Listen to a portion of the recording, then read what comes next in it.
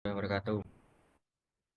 Ya, teman-teman B4, pada malam hari ini kita akan melanjutkan materi osteologi dan ini merupakan blok osteologi yang terakhir ya, karena minggu depan kita akan ganti bab yaitu bab persendian atau sindesmologi. Nah, kita akan mempelajari osteologi ekstremitas caudalis atau tulang-tulang yang menyusun anggota gerak belakang ya. Kalau pada hewan berkaki empat kita menyebutnya ekstremitas caudalis, tapi kalau pada manusia atau mungkin hewan-hewan yang berjalan dengan dua kaki ya kita menyebutnya sebagai kaki saja. Tuh, sini pada ekstremitas caudalis itu tersusun atas beberapa os. Di sini ada list vocabnya, nanti bisa teman-teman pelajari, pahami dan hafalkan ya. Nah, di sini kita bahas pembagian regio terlebih dahulu ya. Jadi kalau kita agar memudahkan dalam belajar,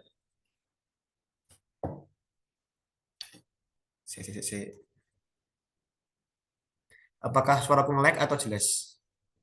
Jelas, Kak. Nah, oke, kukira nge-lag soalnya gambarnya macam-macam. Yo, ya, pada kaki depan maupun kaki belakang itu sama-sama terbagi atas 4 regio, ya.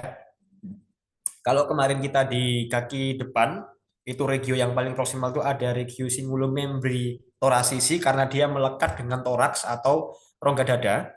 Sementara kalau pada kaki belakang, ya karena dia melekat dengan area pelvis atau panggul, sehingga regio yang paling proksimal atau paling atas itu disebut sebagai regio cingulum membri pelvina. Ya, di sini itu tersusun oleh os coxae. Di sini. Ini merupakan rangkaian skeleton kaki belakang milik kuda dewasa. Ya. Kemudian regio yang kedua di bagian distalnya kita akan menemukan regio femoralis ya atau paha atas kaki belakang yang tersusun oleh os femur dan os patella.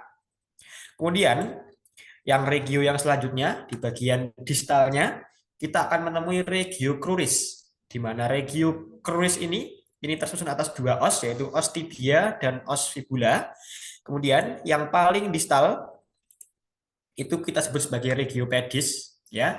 Kalau kemarin kita di kaki depan nyebutnya manus, kalau sekarang di kaki belakang kita menyebutnya sebagai pedis. Di mana pada regio pedis ini tersusun oleh osa tarsal di sini, lalu metatarsal yang panjang ini, lalu ada osa digiti, baik itu palang proksimal, medial, distal ya, kompedal, koronale dan ungulare. Itulah tadi pembagian regionya. Mungkin akan kita next dulu. Nah, ini merupakan gambaran kalau pada hewan hidupnya ya. Jadi kalau pada kaki belakang, itu bagian regio cingulum membri pelvinanya akan dilekati otot-otot yang menyusun area gluteus. Ya, jadi kalau kita menyebut gluteus itu artinya area pantat ini ya. Ini otot-otot gluteus berarti otot-otot yang ada di area glutealis ini. Kemudian ini femoralis itu merupakan paha atasnya ya di sana ada otot-otot yang besar juga. Kemudian sedikit ke bawah regio cruris di sini ada os tibia fibula itu merupakan tulang kering sama tulang betis. Lalu semakin ke bawah itu semakin sedikit muskulusnya ya. Nggak ada otot lagi tapi digantikan oleh nantinya dengan tendon-tendon yang menggerakkan jari jemarinya ini. Tuh. Ini kalau tambah dari kaudal seperti ini ya, jumlahnya sepasang, ada yang dexter, ada yang sinister. Oke, bisa kita next dulu. Ya, kalau yang gambar kiri ini tampak dari sisi lateral, ini kalau tampak dari kaudal dan plantar. Ya, perlu saya ingatkan lagi ya, dulu waktu PAV sudah pernah diajarkan di materi yang nomor satu dulu bahwa penyebutan bagian belakang, kaki belakang itu khususnya dimulai dari, sorry, khususnya pada regio pedis kita tidak lagi menggunakan istilah kranial kaudal tapi memakai istilah dorsal dan plantar. Ya, kalau kaki depan kemarin dorsal palmar, kalau kaki belakang dorsal dan plantar. Ini yang ditekankan. Sementara kalau di lateral kita jarang banget menggunakan istilah fibular ini, tapi aku cuma sedikit review materi. Kita umumnya biar gampangnya menyebut sisi lateral saja. Oke, next. Nah ini merupakan tulang-tulang penyusun dari penyusun dari ekstremitas caudalis. Yang pertama di sini ini merupakan os kokse ya. Kalau secara keseluruhan itu merupakan os kokse ya. Untuk os kokse sendiri dia tersusun atas 3 buah os yang tidak bisa dipisahkan ya, dia menyatu.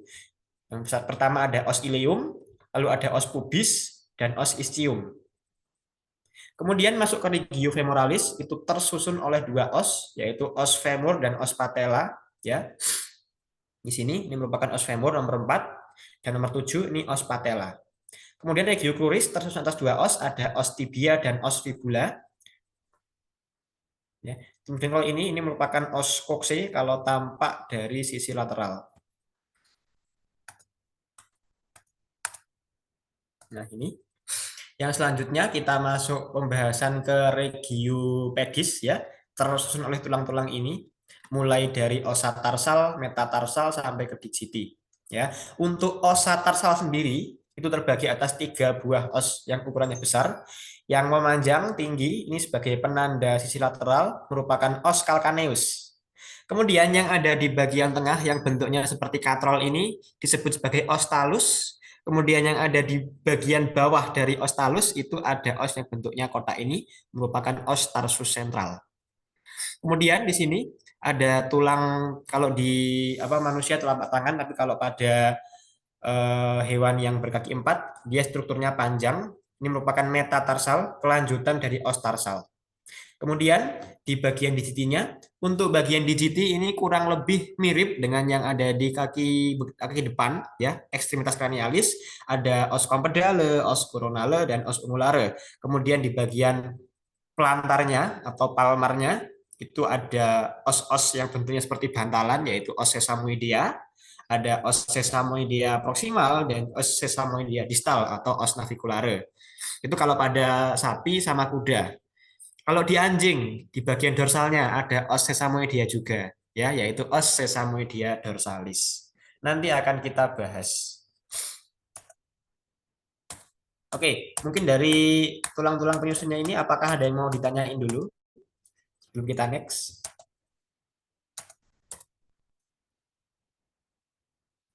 Any question, kids? Nggak ada. Tidak ada, oke. Mungkin kita next dulu ya, kalau nggak ada pertanyaan.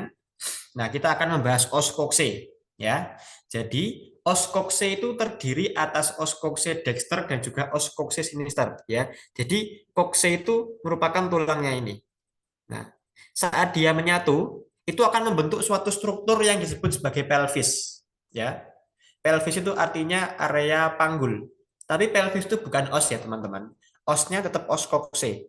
Nah, os dexter dan os sinister saat dia menyatu akan membentuk suatu struktur yang namanya pelvis. Jadi kalau keseluruhan ini merupakan pelvis. Oke. Nah, di sini os ini merupakan gambar dari berbagai orientasi ya.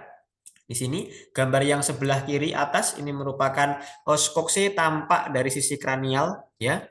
Kemudian kalau tampak dari kaudal dia akan seperti ini ya.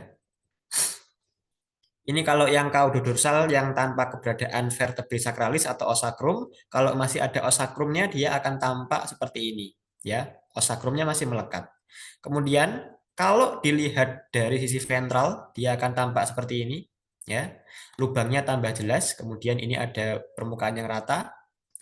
Ini merupakan tampak dari sisi ventral, kemudian kalau dilihat dari sisi lateral ya akan tampak seperti penurunan ini ya. Ini tulangnya membengkok ini. Ini tampak dari sisi lateral. Kalau yang ini yang ada os sacrumnya, ini kokse tampak dari sisi sinister. Sementara yang ini yang nggak ada sakrumnya, ini merupakan kokse tampak dari sisi lateral dexter. Yap, kita lanjutkan dulu.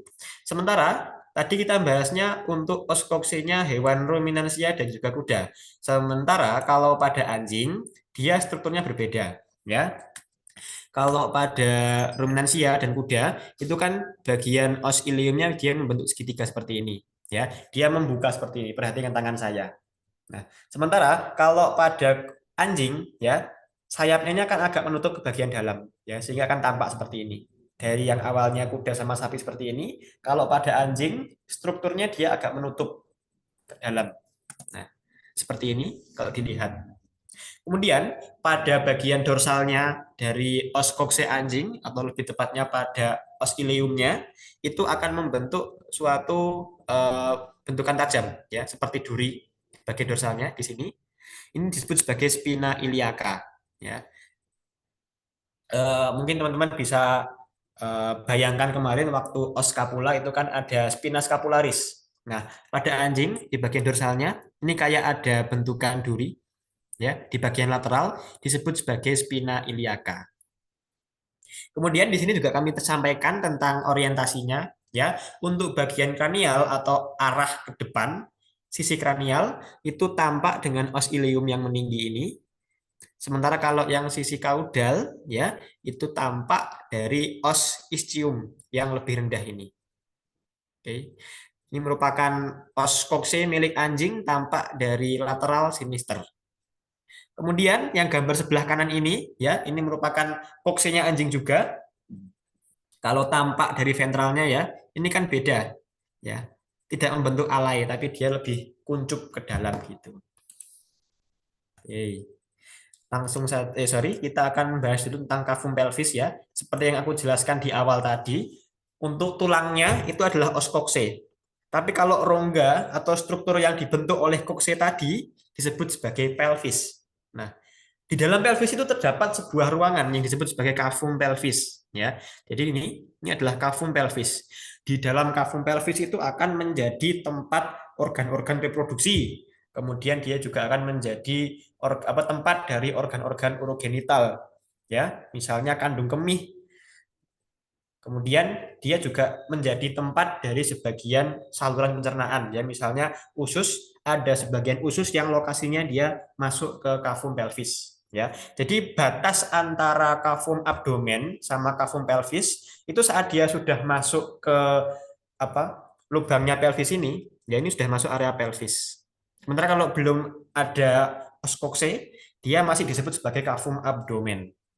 Nah, pada cavum pelvis di sini dibentuk oleh 3 os, ya. Ada os kokse, kemudian ada os sacrum dan juga vertebrae coccygealis 1 sampai ke 3, ya. Os kokse ini merupakan tulang yang ini tadi yang kita bahas, kemudian sacrum, vertebrae sacralis dan juga vertebrae coccygealis yang nomor 1 sampai ke 3 atau tulang ekor. Kemudian ada batas-batasnya, ya. Untuk batas yang di ventral itu tersusun oleh os ischium dan os pubis, ya. Ventralnya ini. Yang ischium di kaudal, yang pubis di kranial, ya. Ischium itu nama lainnya tulang duduk, kalau os pubis itu tulang kemaluan, ya. Bagian ventralnya disusun oleh 2 tulang ini. Kemudian untuk sisi dorsalnya, ya, itu merupakan tulang-tulang yang ada di atas sebagai penyusun atapnya. Itu ada os sacrum dan dilanjutkan oleh vertebrae coccygeal 1 sampai ke 3. Kemudian sisi lateralnya atau sampingnya itu tersusun oleh os ileum dan juga os ischium, ya. Sini sampai ke sini. Yang daerah sini ini adalah os ileumnya. Kalau yang daerah sini ini masuk ke area os ischium. Yang selanjutnya ada pelvis inlet dan pelvis outlet, yaitu merupakan jalan masuk pelvis. Ada yang dari depan, ada yang dari belakang, ya. Kalau yang dari depan disebut sebagai pelvis inlet atau nama lainnya adalah apertura pelvis cranialis. Sementara kalau yang dari belakang atau dari kaudal itu adalah pelvis outlet atau apertura pelvis caudalis. Pelvis inlet dan pelvis outlet itu dia punya batas-batas, ya. Kalau yang inlet dia punya batas dorsal, batas ventral dan batas lateral, ya, karena dia membentuk lingkaran sempurna. Kalau yang pelvis outlet dia cuma punya batas dorsal dan ventral, ya. Karena lateralnya dia cenderung tidak ada osnya. Ya. Untuk yang pelvis inlet dorsalnya dibatasi oleh bagian bawah atau basisnya dari os sacrum. Kemudian ventralnya di sini ada suatu bagian yang menonjol yang disebut sebagai pecten osis pubis. Kemudian lateralnya di sini ada suatu garis yang disebut sebagai linea iliopektineal. Ya, nanti akan kita bahas di slide berikutnya. Terus di sini untuk yang pelvis outlet, untuk sisi dorsalnya dia dibatasi oleh vertebrae coccygealis yang ketiga, sementara ventralnya itu dibatasi oleh suatu bentukan sudut dari os ischium yang disebut sebagai arcus ischiadicus. Nah, kemudian pada pelvis inlet dan pelvis outlet itu bisa kita tarik suatu garis khayal ya, yang secara horizontal dan secara vertikal. Ya, yang secara vertikal yang merah ini disebut sebagai conjugata anatomica. Ini merupakan garis yang paling panjang dan vertikal ya. Kalau yang pada pelvis outlet, conjugata anatomikanya itu dari basis os sacrum sampai ke pecten osis pubis. Begitupun kalau pada yang outlet, itu sesuai dengan batas dorsal dan ventralnya. Kemudian, kalau yang conjugata transversarium, ini merupakan garis yang ditarik secara horizontal. Dan dia merupakan garis terpanjang yang dibentuk oleh os bagian dexter dan os sinister. Ya, kalau pada pelvis inlet, itu adalah os ilium dexter dan os ilium sinister. Ruang terpanjangnya ini disebut sebagai conjugata transversarium. Kalau pada pelvis outlet, ya, yang hijau-hijau ini ditarik dari ujung penonjolannya os ischium yang sebelah kiri sinister, ditarik sampai ke yang dexter. Nah, garis terluas ini atau terpanjang ini disebut sebagai conjugata transversarium. Terus mungkin teman-teman ada yang berpikir dalam hati, kenapa sih Kak, kenapa kita harus belajar garis-garis kayak gini? Fungsinya apa? Ya, kalau teman-teman baca buku ajar, di sana teman-teman bisa menemukan jawabannya. Ya, jadi dengan mengukur konjugata anatomika dan konjugata transversarium, teman-teman bisa menentukan misalnya kelamin dari hewan ini. Ya, kalau pada buku itu menyebutkan kalau yang hewan jantan itu bentuknya dia cenderung lonjong atau elliptical, semi elips, ya, karena konjugata anatomikanya dia lebih panjang daripada konjugata transversarium. Sementara kalau pada hewan betina, panjang konjugata anatomika sama konjugata transversarium itu hampir sama, Rek. Makanya bentuknya kalau dia dibuat lingkaran itu tampak hampir bulat sempurna. Dan itu menjadi indikasi bahwa os koksi tersebut milik dari hewan betina. Ya, itu tadi merupakan salah satu metode untuk menentukan jantan betinanya dari kavum pelvis. Ya, misalnya besok teman-teman join PW, terus berangkat ke Baluran, nemu kerangka hewan udah mati, ya tinggal balung, tinggal tulang saja, bingung identifikasinya. Salah satu metodenya itu bisa dilihat dari konjugata anatomika dan konjugata transversariumnya.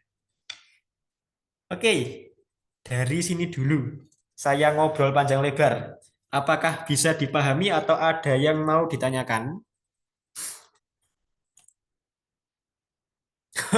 Kak masih bingung apertura-aperturanya. Oke, aku mewajarkan kalian bingung di sini, ya. Soalnya ini apa mengenalkan istilah pecten osis pubis, linea iliopectineal ini harusnya di akhir nanti setelah kita belajar struktur anatominya, ya.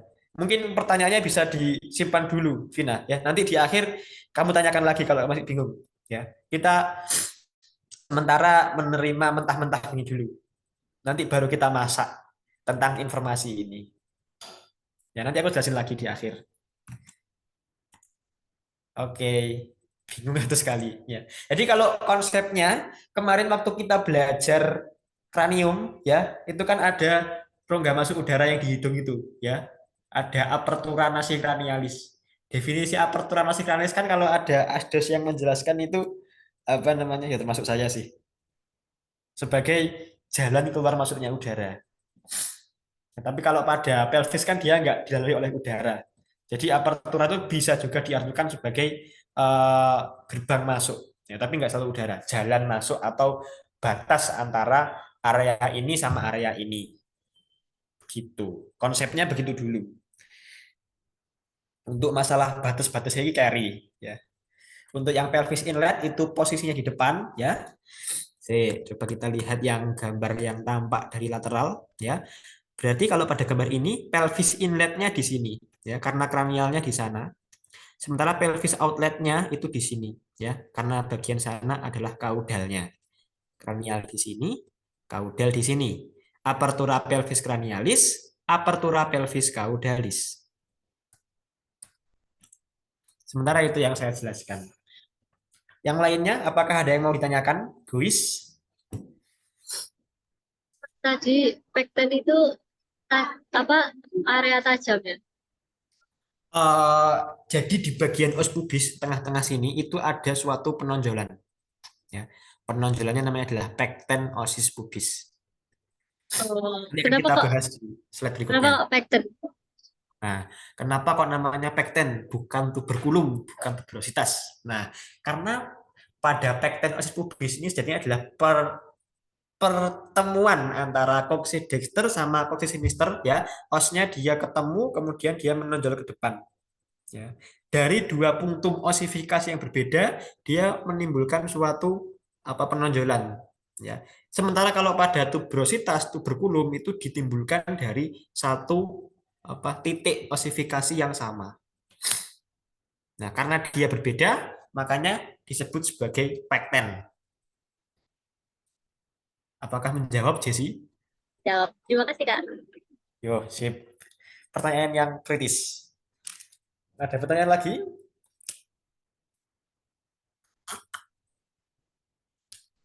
Yang mau sambil makan silahkan, yang mau sambil ngopi silahkan. Santai saja, biar tidak ngantuk sambil mendengarkan dongengnya Musong. Oke, kalau nggak ada pertanyaan, apakah boleh kita lanjutkan? Lanjut. Oke, very well. Ya, lanjut ya. Kavum pelvis sudah. Sekarang kita akan membahas os kokse ya. Pada dasarnya os kokse itu tersusun oleh 3 tulang yang tidak dapat dipisahkan. Kecuali kalau tulangnya itu kamu potong, kamu geraji, kamu iris, baru bisa dipisahkan. Sementara kalau pada kondisi yang saat alaminya, dia menyatu. Ya, di sini tersusun atas 3 os, yaitu ada os ileum atau tulang usus, lalu ada os pubis atau tulang kemaluan, dan os ischium atau tulang duduk. Ketiga os ini akan menyatu pada suatu struktur seperti mangkok sendi. Ya, mangkok sendi ini disebut sebagai acetabulum. Ya, di sini yang diarsir warnanya lebih gelap ini adalah acetabulum. Ya, kemudian di bagian medial atau tengahnya dari ketiga os tadi akan tampak suatu lubang yang besar yang disebut sebagai foramen obturatorium. Ya, di sini. Nah, ini kan tampak ada 2 lubang besar. Ini adalah foramen obturatorium. Kemudian untuk orientasinya tadi aku udah jelasin ya. Kalau os ileum itu penanda kranial, sementara kaudalnya itu ditandai oleh os ischium. Dan juga posisi foramen obturatorium dia lebih ke kaudal. Nah, sekarang kita akan masuk ke bentukan-bentukan yang ada di sini, saudara. Ya, kita lihat dulu dari yang kranial. Dari lateral. Sorry. Nah, ada beberapa struktur dari 3 os tadi, os ileum, os ischium, dan os pubis. Kita start dulu dari os ileum. Saudara fokuskan perhatiannya pada area ini, yang saya lingkari ini. Ini merupakan os ileum. Pada os ileum, kita bisa menjumpai adanya suatu sayap ya, strukturnya seperti sayap. Ini gambar yang bawah ini. Nah, karena dia bentuknya seperti sayap, struktur keseluruhan ini disebut sebagai alai osis ileum. Ya, alai artinya sayap, osis ileum berarti dia punyanya os ileum. Kemudian kita bisa menjumpai 2 buah penonjolan. Ya, ada penonjolan yang arahnya ke medial, ada penonjolan yang arahnya ke lateral. Ya, kalau ini gambar yang sebelah bawah ini tampak dari kaudal. Kalau ini tampak dari lateral. Ya, kalau dari lateral ini merupakan penonjolan yang mengarah ke medial, sementara ini adalah penonjolan yang mengarah ke lateral. Ingat, di bagian medial dari os pelvis itu ada os sacrum, ya. Dia akan menjadi tempat perlawanan dari os sacrum. Sehingga penonjolan yang posisinya ada di medial itu disebut sebagai tuber sakral, ya. Ingat sakrum, ingat sakral. Penonjolan yang di medial adalah tuber sakral. 18 di sini, ya. Kemudian, kalau penonjolan yang mengarah ke lateral di sini nomor 19, ya, dia menjauhi bidang tengah, dia mengarah keluar, disebut sebagai tuberkokse, ya, tuberkokse. Kemudian di antara tuberkokse sama tubersakral di bagian dorsalnya itu ada suatu tepian tajam, ya, yang disebut sebagai crista iliaca, ya. Crista artinya tepian tajam, iliaca milik dari os ileum. Ya, itu ya. Yang selanjutnya, kalau kita lihat dari bagian kaudodorsal di sini, permukaan belakangnya, itu cenderung strukturnya halus. Nah, permukaan ini nanti akan menghadap ke area gluteal atau bokong. Sorry, pantat. Ya, dan di sana nanti akan terdapat otot-otot glutealis. Nah, karena dia menghadap ke regio gluteal, sehingga permukaannya disebut sebagai fascies glutealis.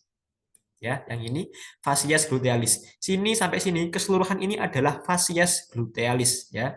Nggak cuma yang di sini saja tapi yang di sini juga. Ini termasuk dari fascies glutealis. Di tengah-tengah dari fascies glutealis kita akan menemukan suatu struktur seperti garis, Saudara. Ya, yang warnanya kuning saya tandai kuning ini. Eh, mohon maaf kalau ada yang buta warna, itu di luar kendali saya ya. Yang kuning ini merupakan linea glutealis, ya. Dia merupakan garis yang membagi fascies glutealis. Linea artinya garis, glutealis karena dia menghadap ke regio gluteal atau bokong pantat. I'm sorry. Ya, itu struktur-struktur yang ada pada os ileum. Sekarang kita beralih ke os ischium, ya. Kita lompat ke bagian kaudal sini, ya. Fokusnya adalah area ini merupakan os ischium, ya. Pada os ischium, ya, teman-teman akan melihat suatu struktur seperti torehan, ya. Kalau kita terjemahkan secara literal, secara harfiah, incisura kan artinya torehan. Tapi kalau kami kadang lebih mudah menyebutnya atau lebih gampang diingat itu ada struktur yang kayak lembah, ada bukit, ada lembah lagi, ya. Ada lembah yang besar, ada lembah yang kecil. Nah, ini lembah yang besar yang posisinya di kranial disebut sebagai incisura ischiadica mayor. Kemudian setelah ada lembah ada bukit. Ya, bukitnya ini adalah struktur seperti duri dari os ischium sehingga disebut sebagai spina ischiadica. Kemudian yang paling kaudal di sini ada lembah yang kecil adalah incisura ischiadica minor. Kemudian yang paling kaudal dari os ischium itu ada suatu penonjolan yang mengarah ke lateral disebut sebagai tuber ischiadica. Ya, di sini. Keseluruhan ini adalah tuber ischiadica. Yang selanjutnya itu adalah os pubis. Saudara, pada os pubis kita bisa menjumpai struktur yang tadi sudah kita jelaskan di awal yaitu acetabulum atau struktur mangkok sendi, ya. Jadi kalau menunjuk secara keseluruhan itu adalah acetabulum. Saat kita perbesar akan tampak dua permukaan, ya, ada dua bagian. Ada permukaan yang halus, ada permukaan yang kasar, ya, ada bagian yang kasar. Ya. Permukaan yang halus dia posisinya berada di dorsal disebut sebagai fascies lunata, ya, fascies permukaan. Kemudian penamaan lunata itu saya tidak tahu apakah terkait dengan lunar atau bulan, ya, karena dia bentuknya dia setengah lingkaran seperti bulan sabit, maybe. Makanya dia dinamai fascies lunata. Kemudian di bagian ventralnya itu ada legoan yang dia strukturnya kasar yang disebut sebagai fossa acetabuli. Fossa acetabuli. Oke. Itu. Kita lanjut sedikit. ya, kita amati dari berbagai sisi yang lain, ya. Ini yang tampak dari kranial, ini tampak kaudal, ini tampak ventral, ya. Kita bahas yang ini dulu, ya, yang tampak yo kranial kaudal pada wae sih, ada strukturnya tampak dari kedua arah, ya. Yang pertama itu tuberkokse, yang tadi saya jelaskan, dia posisinya menjorok ke lateral. Nih, tuberkokse. Ini juga tuberkokse. Kemudian untuk penonjolan yang mengarah ke medial, ya, karena dia akan berlekatan dengan os sakrum, sehingga disebut sebagai tuber sakral. Ya. Kemudian ini linea glutealis sudah kita bahas tadi, dia garis yang mengarah ke area gluteal. Kemudian nomor 26 itu ada tuber ischiadica di sini ya. Ini penonjolan pada os ischium yang mengarah ke kaudal dan lateral. Nah, sementara kalau pada tampak kranial kita bisa melihat dua buah permukaan yang dibatasi oleh garis hijau ini. Nah, garis hijaunya ini disebut sebagai linea iliopectineal, ya. Linea artinya garis, ilio itu dari os ilium, kemudian pectineal karena nanti dia akan berakhir pada yang namanya pecten osis pubis, ya. Iliopectineal. Kemudian ada permukaan yang di medial, ada permukaan yang di lateral. Permukaan yang di medial dia cenderung strukturnya tidak rata, ya. Atau kalau aku nyebut kalau di video Asdos tahun lalu itu nyebutnya kasar, tapi aku mungkin lebih suka menyebutnya bopeng-bopeng, bolong-bolong, ya. Sementara kalau yang permukaan yang lateral dia cenderung halus. Nah, permukaan yang medial ini akan bertaut dengan alai osakrum. Nah, ingat di permukaan kaudal dari alai sacralis itu kan ada fascies auricularis. Ini namanya sama, ya. Bagian medial ini sama, namanya adalah fascies auricularis. Ya. Sementara untuk yang permukaan lateral di sini, ini yang strukturnya halus adalah fascies sacropelvina. Ya, tuh. Kemudian yang selanjutnya kita turun sedikit ke bagian ventral dari os ilium. Ya, di sini ada satu peninggian kecil. Ya, ada satu peninggian kecil. Kalau pada gambar ini mungkin nggak begitu kelihatan, tapi besok waktu di preparat, coba teman-teman raba bagian depannya itu. Teman-teman akan merasakan ada satu penonjolan kecil yang namanya adalah tuberculum soadicum. Kemudian turun lagi ke bagian ventral, ya. Ini ada satu eh, peninggian, ya. Ya peninggian ya penonjolan ya sebetulnya pokoknya ada yang menonjol gitu, jumlahnya sepasang, ada yang di dexter, ada yang sinister, yang disebut sebagai eminensia iliopubicum. Ya, eminensia iliopubicum ini menjadi batas dari os ilium dengan os pubis. Kemudian di bagian paling median atau paling medial ada satu yang saya jelaskan tadi yang sudah ditanyain sama Jesse tadi, ya, yang penyatuan tadi disebut sebagai pecten osis pubis. Ya, ini merupakan lokasi pertemuan antara os pubis dexter dan os pubis sinister. Bertemunya pada pecten osis pubis. Kalau dari kranial nggak kelihatan, coba lihat yang ventral ini, ya, dia kan ada yang menonjol ini. Ini merupakan pecten osis pubisnya. Kemudian di bagian lateralnya ini ada yang penonjolan lebih kecil. Ini adalah eminensia iliopubicum. Kemudian di bagian dorsal dari os pubis kita bisa menemukan adanya satu penonjolan lagi atau peninggian lagi yang disebut sebagai tuberculum pubicum dorsalis, ya. Tuberculum pubicum dorsalis posisinya di dorsal. Kemudian kalau di sisi ventral, teman-teman bisa menemukan juga penonjolannya yang disebut sebagai tuberculum pubicum ventralis. Ya, dia bisa ditemukan di kranial dan di kaudal, sementara bagian tengahnya dia cenderung rata atau halus. Ya. Yang selanjutnya ada lubang besar jumlahnya sepasang. Ini merupakan foramen obturatorium. Ya, foramen obturatorium. Kemudian di bagian medial dari foramen obturatorium, ini di zoom bisa nggak ya? Oke, good.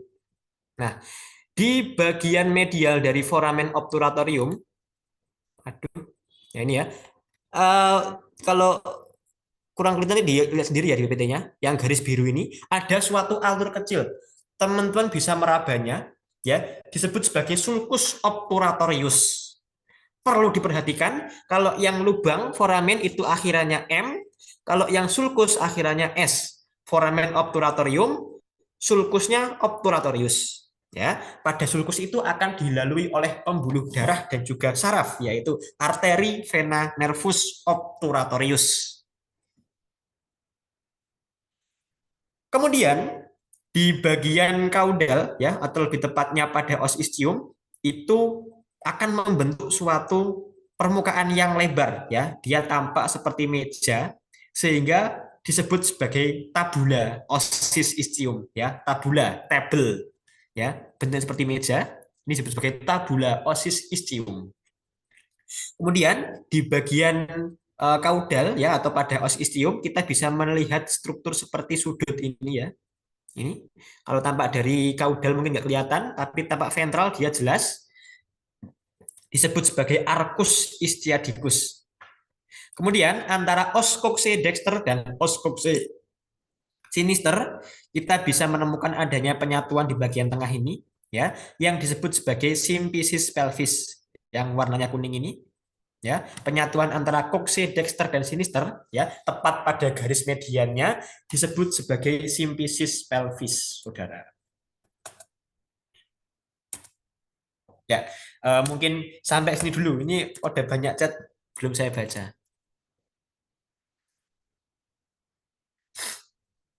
Mood banget lihat Kak Musofola. Ya, biar aku nggak ngantuk juga soalnya aku juga rada ngantuk makanya aku pola. Nah, kalau buta warna nggak bisa nyampe sini Kak. Apa ya? Apa ada tes buta warna ya? Soalnya, Ada tapi dulu, zaman Kak. ada dulu. Soalnya zamanku dulu ya, seangkatan sama aku, saya akan spill sedikit tapi jangan cerita ke siapa-siapa, jangan disebar ya. Hasim, Asdos juga temanku, itu buta warna parsial. Jujur ya, ini ada sesuatu yang sedikit mencengangkan bagi saya ya. Apalagi kalau di FKH kan kita banyak melihat warna-warna sediaan waktu embrio, waktu histologi itu kan ada yang ungu, ada yang merah. Nah, Hasim ini dia agak kesulitan untuk membedakan warna-warna tersebut ya. Violet, kemudian pink itu bagi dia hampir mirip segalanya. Nah, itu cerita dikit. Kenapa disebut spina bukan krista? Good question. Bu Hami nggak tahu jawabannya. Yang ngasih nama bukan saya. Kalau bisa tak kasih krista ya tak kasih krista aja. Ya, wis manut wae. Kuwi jenenge spina ischiadica, bukan krista ischiadica. Tapi kalau diraba dia nggak tajam sih. Ya, makanya namanya adalah spina ischiadica. Pelvina. Oh, boleh tah asdas buta warna parsial. Di peraturan nggak ada larangan sih kalau buta warna. Oke, kids like konsumnya ya, jaga ini ya. Ini merupakan dokumen yang lebih penting dari super semar ini. Apa bedanya eminensia sama tuberkulum, Kak? Terus kenapa yang disebut yang tabel-tabel itu bukan fasies? Pusing aku menjawab pertanyaanmu, Vina. Eminensia. Ya, wait. Let me googling.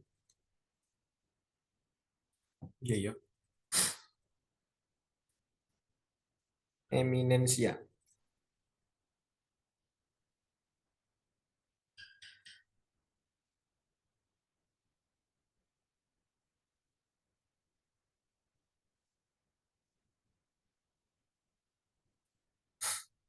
Aku kayaknya pernah dengar istilah eminence di bahasa Inggris ya. Eminence itu apa artinya? Rapper. Eminem itu.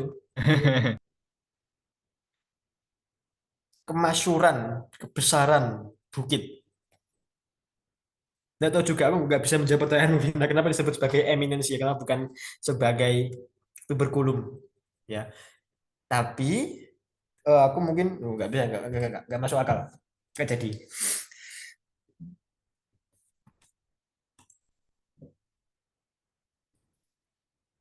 Terus kenapa yang disebut yang tabel-tabel itu bukan fasies? Wallahu a'lam. Ya, aku belum bisa menjawab pertanyaanmu. Aku akan saya tampung terlebih dahulu ya, dan akan saya diskusikan bersama teman-teman. Ya. Tapi make sense kok kalau dia disebut sebagai apa namanya tabula. Kalau fasies itu kan biasanya dia spesifik ke satu permukaan saja. Ya, fasies yang ini beda lagi namanya. Sementara kalau tabula ini menunjuk secara keseluruhan, baik dari sisi yang ini maupun dari sisi yang ini, ya. Keseluruhan tuh tabulanya, gitu.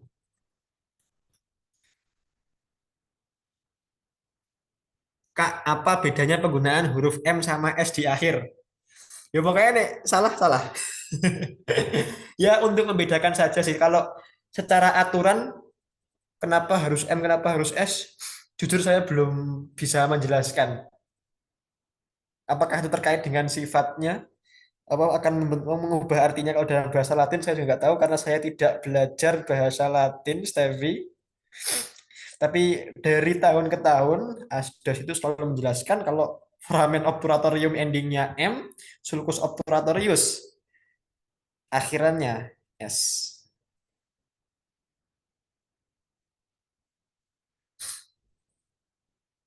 Terus pekten itu bagian yang menonjol di atas bagian tengah itu kakak. Iya ini penonjolan dari pekten osis pubis itu nonjolnya ke arah kranial. Sementara kalau nonjolnya ke arah dorsal sama ventral itu si tuberculum pubicum, ya. Tuberculum pubicum dorsalis dan tuberculum pubicum ventralis. S buat pemilikan waduh bahasa Inggris itu. Aduh, apa jenenge? Akhiran S itu ya. Ah, lali aku. Yes, pokoknya itu. Apa ada lagi pertanyaan lain? Any question terkait dengan anatominya?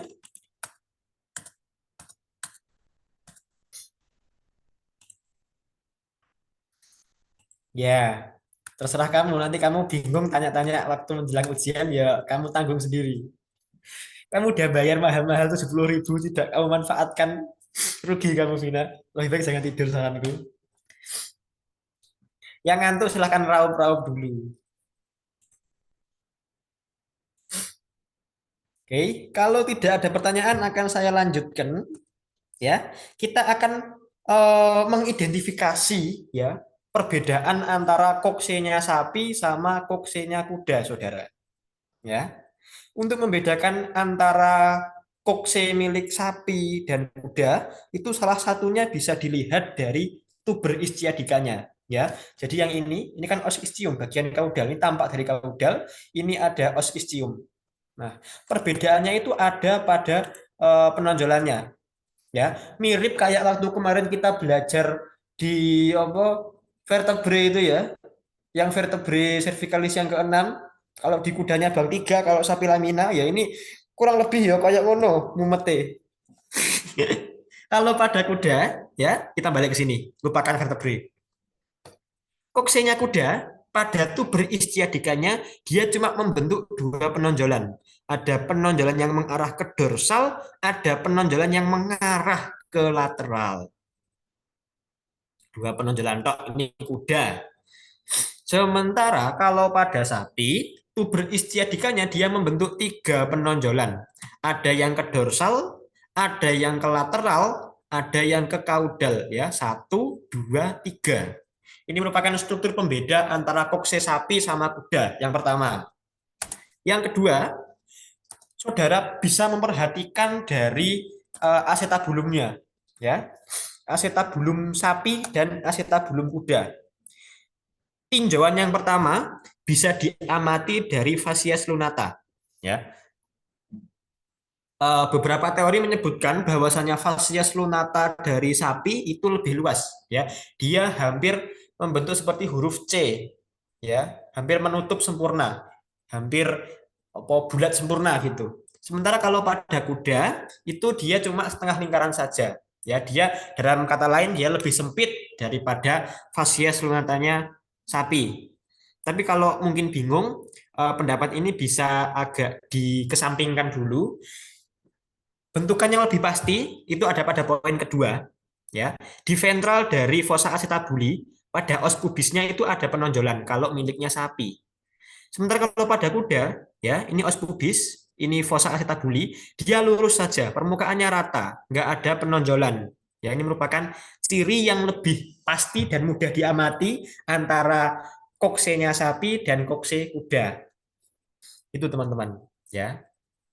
Aku lebih ambil pendapat yang kedua ini daripada yang pertama karena kadang-kadang apa namanya perspektif tiap orang-orang itu berbeda, ya. Ada yang bilang, oh enggak, sapi itu enggak lebih besar, dia sama-sama sempit sama kuda. Ada yang ngeyel lagi, enggak, sapi itu pasti lebih luas daripada yang kuda. Nah, daripada ngeyel-ngeyelan seperti itu dan itu akan membuang-buang waktu, lebih baik kita mengambil pendapat dari yang ini tadi, ya, penonjolan yang ada di ventral dari fossa acetabuli plus dari os ischiumnya, ya. Kalau kuda, dari tuber istiadikanya, ya, kalau pada kuda dia menonjolnya cuma dua, kalau pada sapi dia menonjolnya tiga, saudara. Oke, dari perbandingan kokse sapi sama kuda, apakah ada yang mau ditanyakan?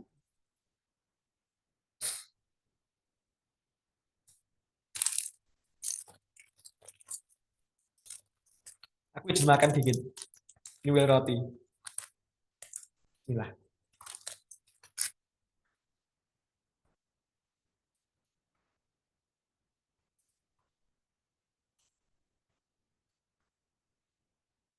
Ya, boleh dibilang begitu kebalikan vertebrae sama krani. Iya, monggo dibilang seperti apa? Intinya kurang lebih seperti itu, saudara. Apakah penjelasanku terlalu cepat atau terlalu lambat? Normal aja, Kak. Oke, terima kasih.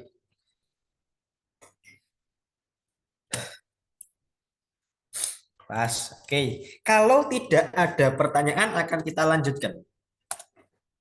Ya, kita akan membahas os femur. Ya, os femur ini termasuk kepada regio femoralis, saudara. Ya, os femur atau paha. Ya, di sini ada dua gambar os femur. Ya, ini ada yang tampak dari kaudal, ada yang tampak dari kranial, dan ini merupakan dari dua spesies hewan yang berbeda. Nah, sama ding, kuda kabeh. Saya kira sapi. Ya, ini merupakan os femurnya kuda. Ya, yang gambar sebelah kanan ini tampak dari sisi kranial, yang sebelah kiri ini tampak dari sisi kaudal. Ya. Kemudian ini ada penanda-penanda bagian lateral dan medialnya. Ya, kita bahas orientasinya dulu biar teman-teman tidak bingung. Ya, bagaimana cara mengorientasikan tulang itu yang tepat seperti apa? Mana depannya, mana sampingnya, mana bawah, mana atasnya. Ya, kita perlu pahami orientasinya terlebih dahulu. Yang pertama, untuk penanda sisi lateral pada kuda, pada femurnya kuda, itu ada struktur penonjolan ini. Ya. Saya spill namanya sekarang saja. Ini adalah trochanter tertius. Itu lateral. Kemudian di bagian proksimalnya ada trochanter mayor. Ya. Kalau kemarin kita waktu di os humerus itu nyebutnya tuberculum, ya, penonjolannya namanya tuberculum. Di femur sama-sama ada penonjolan, tapi tidak lagi disebut sebagai tuberculum, tapi disebut sebagai trochanter. Ya, trochanter mayor dan trochanter tertius pada kuda ini penanda sisi lateral. Sementara ini ada kaput, ya, kaput femur, kaput femoris. Kalau kemarin kita belajar di humerus, kaputnya itu posisinya ada di kaudal. Kalau di femur, kaputnya dia pindah ke medial. Ya, bukan pindah, sorry. Kaputnya berada di medial, nggak pindah.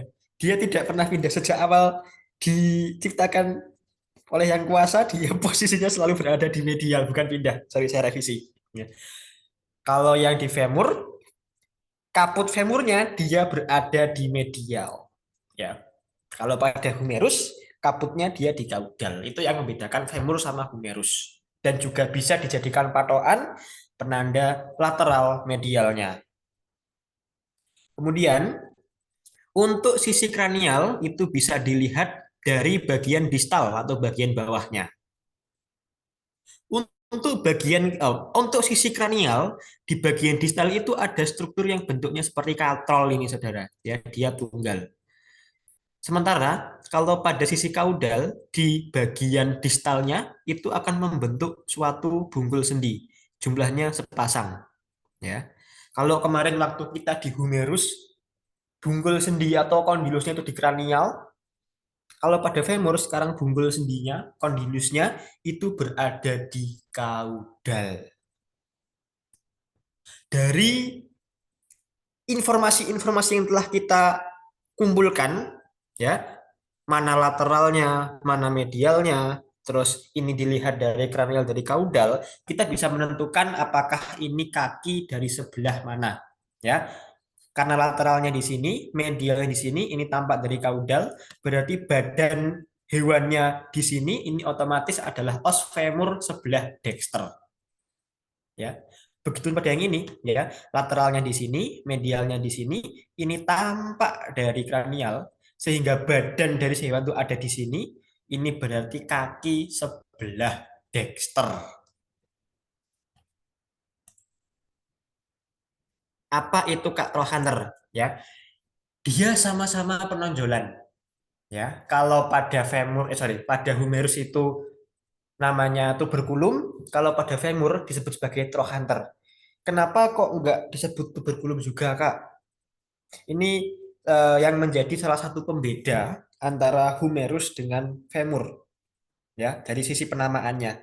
Kemudian kemarin aku sempat browsing-browsing juga secara apa etimologi, ya, bukan, secara terminologi dari ilmu kebahasaan. Trochanter itu diambil dari kata trochos yang artinya roda dalam bahasa Yunani, ya. Kalau pada aku terus pikir gini, kalau pada kaki belakang kan dia berperan sebagai lokomotor, pendorong dari pergerakan si hewan ini. Ya, makanya dia disebut sebagai trochanter. Ya, karena yang fungsinya mirip sebagai roda penggerak itu tadi. Oke, good. Ada pertanyaan lagi sebelum kita next slide? Langsung sampaikan saja atau on mic pun boleh. Langsung raise hand. Interupsi, presidium interupsi. Atau bagaimana silahkan.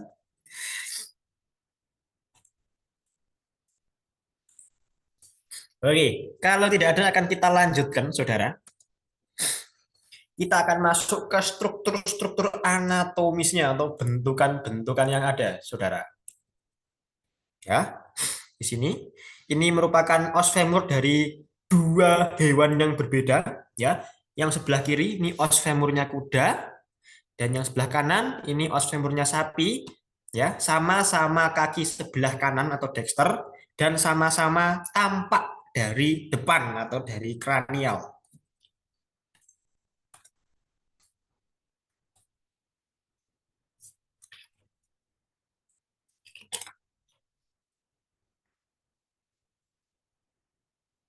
Ya. Kemudian sebagai penanda sisi lateral di bagian proksimal itu ada struktur penonjolan yang sudah saya singgung di awal tadi berulang kali yang disebut sebagai trochanter, ya. Karena dia ukurannya besar disebut sebagai trochanter mayor, ya. Trochanter mayor. Dia posisinya di proksimal dan di lateral. Kemudian di bagian medial kita bisa menemukan adanya penonjolan juga yang disebut sebagai trochanter minor. Ya, kalau pada kuda di sini, kalau pada sapi dilihat dari kranial dia tidak begitu jelas. Tapi kalau dilihat dari kaudal dia akan tampak lebih jelas. Kemudian kalau pada kuda itu ada struktur trochanter tambahan, ya, ada trochanter yang ketiga yaitu disebut sebagai trochanter tertius. Ya, ini merupakan struktur yang membedakan antara femurnya kuda dan femurnya sapi. Selain itu, yang membedakan antara sapi sama kuda itu juga bisa dilihat dari trochanter mayornya.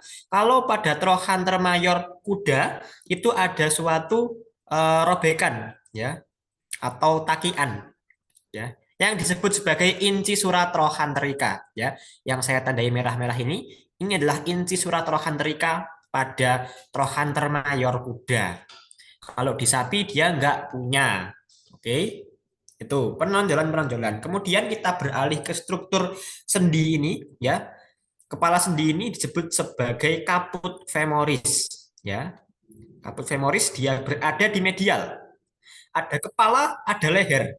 Nah, bentukan yang ada di sekitar dari caput femoris disebut sebagai kolum femoris, ya. Yang saya garis kuning-kuning ini merupakan struktur kolum femoris. Tuh. Habis yang di proksimal, sekarang kita beralih ke medial. Di bagian di bagian distal, ya, di sisi kranial kita bisa menjumpai struktur seperti katrol yang disebut sebagai trochlea. Ya ini ya, trochlea. Kita lanjut dulu. Jam 8 ya. Kemudian untuk penanda lateral medialnya tadi sudah saya jelaskan, ya. Trochanter mayor itu penanda lateral, caput femoris penanda sisi medial.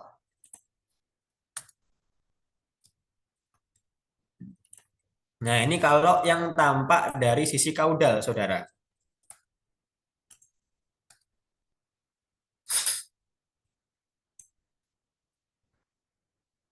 Nah, kalau pada sisi kaudal kita akan melihat lebih banyak bentukan, lebih banyak struktur daripada yang ada di sisi kranial. Di sini trochanter mayornya dia kelihatan jelas, kemudian trochanter minor di medial sini, ya. Kemudian kalau pada kuda ada trochanter tertius. Lalu pada trochanter mayor kuda ada suatu robekan yaitu incisura trochanterica. Kemudian struktur baru, ya, di antara trochanter itu ada struktur seperti tepian tajam. Dan dia juga bisa menjadi pembeda antara femurnya kuda dan femurnya sapi. Kalau pada sapi, ya, di antara trochanter mayor dan trochanter minor dihubungkan oleh crista intertrochanterica. Crista artinya tepian tajam, intertrochanterica di antara dua trochanter. Oke. Kemudian kalau pada kuda, kuda udah, sekarang sapi. Kalau pada sapi, crista intertrochantericanya dia menghubungkan antara trochanter mayor dengan trochanter minor. Ya. Jadi saya ulangi lagi, kalau di kuda, crista intertrochantericanya menghubungkan antara trochanter mayor dan tertius. Kalau pada sapi, dia menghubungkan antara trochanter mayor dan minor. Tuh. Kemudian di antara trochanter dengan kaput ini ada suatu legoan, ya, yang dia strukturnya halus dan berada di kaudal dari femur. Nah, bagian ini atau area ini disebut sebagai fossa trochanterica, ya. Di sapi inilah fossa trochantericanya. Tuh. Kemudian kita akan lanjut ke bagian sedikit ke distal, ya, di sini. Di bagian paling distal terlebih dahulu, ya, kita bisa melihat adanya struktur bungkul sendi atau benjol sendi yang disebut sebagai kondilus. Nama kondilusnya menyesuaikan dengan posisinya, ya. Kalau dia di lateral, di sini ini kan lateralnya, ini berarti kondilus lateralis. Kalau di sini ini kondilus medialis, ya, menyesuaikan. Kemudian di bagian tepi dari kondilus teman-teman bisa menemukan struktur yang halus yang disebut sebagai epikondilus. Dan nama epikondilusnya menyesuaikan dengan lokasinya, ya. Kalau pada kondilus lateralis, tepian halusnya adalah epikondilus lateralis. Kalau pada kondilus medialis, tepian halusnya adalah epikondilus medialis. Ya mirip sama kayak yang di humerus kemarin, ada kondilus, ada epikondilusnya. Kemudian naik sedikit ke pertengahan sini, kita bisa melihat adanya suatu legoan yang cenderung mengarah ke lateral. Ya, nomor 53, ini adalah legoan dan dia mengarah ke lateral yang disebut sebagai fossa supracondylaris. Ya, fossa artinya legoan, supra itu di atas, condylaris dari kondilus, ya. Legoan yang ada di bagian atas dari kondilus, ya, benar-benar di atas, yaitu fossa supracondylaris. Itu legoannya. Di samping-samping atau di tepian dari legoannya itu ada struktur yang tampak seperti penonjolan yang tidak rata. Ya, ingat kemarin aku udah ngechat di grup WA, ada tuberkulum, ada tuberositas. Ya, di sini karena dia strukturnya kecil-kecil dan tidak rata, sehingga disebut sebagai tuberositas suprakondilaris. Ya, di sini tuberositas suprakondilaris. Oke, kita lanjut ke sisi yang lain juga, ya. Di sini kalau kita melihat dari bagian proksimal, kemudian agak digeser ke kaudal, agak ke medial, kita bisa melihat zoom in-nya tampak seperti ini. Ini ada trochanter mayor dan trochanter minor dan dihubungkan oleh crista intertrochanterica. Di sini ada caput femoris. Nah, di bagian medial dari caput femoris kita bisa melihat adanya suatu cekungan atau legoan, ya, atau mungkin ada yang membahasakan sebagai cuilan, ya. Dia tampak ada apa liangnya sedikit begitu. Nah, nomor 61 ini disebut sebagai fovea capitis ossis femoris, ya. Fovea capitis ossis femoris. Dia nanti, ya, ini sekedar info saja, akan menjadi tempat pertautan dari ligamentum teretis, ya. Jadi apa ligamentum teretis itu? Ya, ligamentum teretis itu akan yang suatu struktur ligamen yang membantu melekatkan os femur dengan kokse tadi atau pada acetabulum. Ya, ingat tadi di acetabulum ada struktur yang dia bentuknya permukaan yang enggak rata ini, ya, atau fossa acetabuli. Dia tidak rata karena nanti akan menjadi tempat dari melekatnya ligamentum teretis tadi. Ya, kalau pada acetabulum atau kokse itu melekatnya pada fossa acetabuli, kalau pada femur, ya, ligamentum teretisnya akan melekat pada fovea capitis ossis femoris ini. Ya, makanya dia posisinya ada di medial. Itu, teman-teman. Sekarang kita akan melihat dari sisi ventral dan saya harap teman-teman bisa memperhatikan dengan seksama dan kalau bingung bisa tanya karena mungkin di sini yang sering menjadi kecohan dan jebakan buat teman-teman. Oke? Kita lihat di sisi ventral, kita bisa melihat adanya dua kondilus yang tadi juga tampak dari kaudal, ya. Ada kondilus lateralis, ada kondilus medialis. Kak, kok tahu itu lateral? Kok tahu itu medial? Lihat atasnya ini, ya. Ini ada trochanter mayor, ada trochanter tertius. Berarti yang lateralnya di sini, medialnya di sini. Otomatis ini adalah kondilus lateralis, ini kondilus medialis. Oke. Kemudian di antara kedua kondilus di bagian tengahnya itu ada suatu legoan yang disebut sebagai fossa intercondylaris, ya, legok yang ada di antara kedua kondilus, fossa intercondylaris. Kemudian di sini ini merupakan trochleanya dan dia penanda sisi kranial. Nah, di antara trochlea dengan kondilus lateralis itu ada suatu legoan yang ukurannya besar. Ya, di sini yang besar ini yang berada di lateral disebut sebagai fossa extensoria, ya, fossa extensoria. Kemudian kalau lebih ke lateral sedikit, ya, dia ada suatu legoan yang ukurannya kecil dan dia posisinya berdekatan dengan epikondilusnya, ya.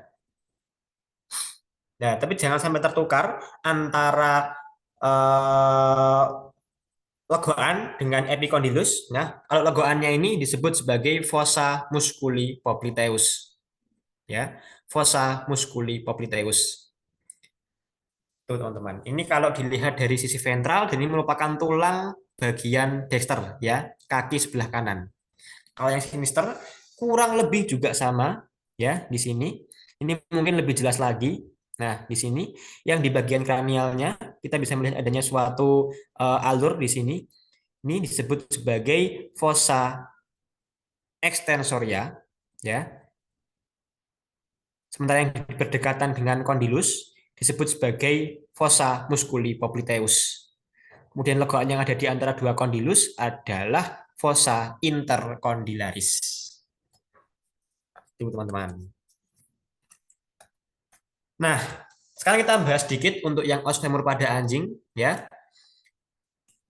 Dia strukturnya mirip dengan os femur ruminansia atau sapi, ya. Dia cuma punya dua trochanter mayor dan trochanter minor, ya, nomor 43 dan 44. Kemudian nomor 52 ini ada legok di antara trochanter dan caput femoris, yaitu fossa trochanterica. Oke, ini belum aku revisi, sorry. Enso bentar.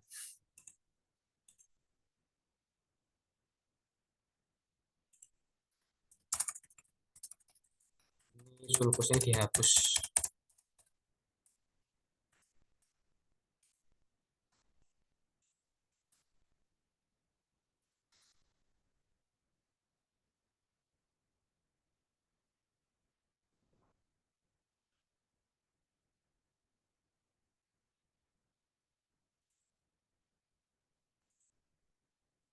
Oke, ya kita kembali ke sini, ya.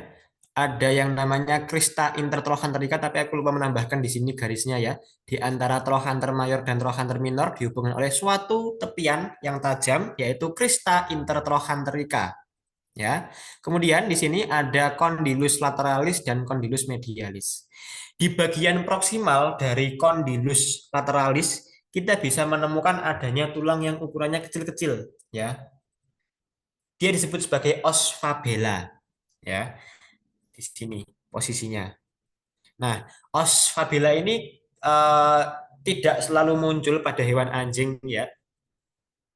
Ada kalanya beberapa individu anjing itu dia tidak tumbuh os fabellanya, tapi ada beberapa anjing yang tumbuh os fabellanya, ya. Ini tergantung dengan genetik juga terkait dengan usia, ya. Karena os fabella ini membantu struktur ligamen-ligamen yang ada dan melintas pada bagian lateral dari os femur, ya. Os fabella ini.